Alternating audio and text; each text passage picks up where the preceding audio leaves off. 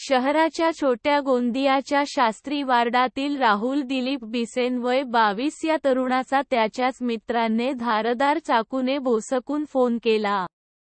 सदर घटना मे 23, रात्री 11:30 ते 12 वाजताच्या सुमारास जितेश चौक, छोटा गोंदिया येथे घडली.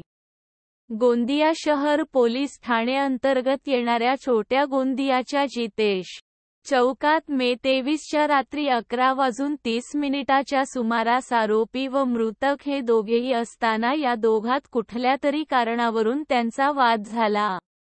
या वादात आरोपी प्रतीक उर्फ सोनू सुनील भोयर वय वर्ष 23 राहणार जितेश चौक, छोटा गोंदिया यांनी राहुल दिलीप वय वर्ष 22 राहणार शास्त्री वार्ड, छोटा गोंदिया यांच्या पोटावर, छातीवर, शरीरावर धारदार चाकूने मारून त्याचा खून केला.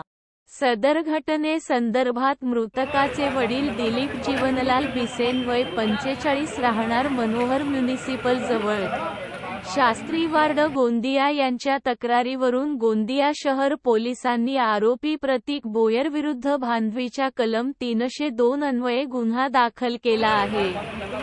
घटनेची माहिती मिळताच सहाय्यक पोलीस निरीक्षक सोमनाथ कदम, पोलीस उपनिरीक्षक मंगेश वानखेडे, उपविभागीय पोलीस अधिकारी रोहिणी बनकर यांनी भेट दिली.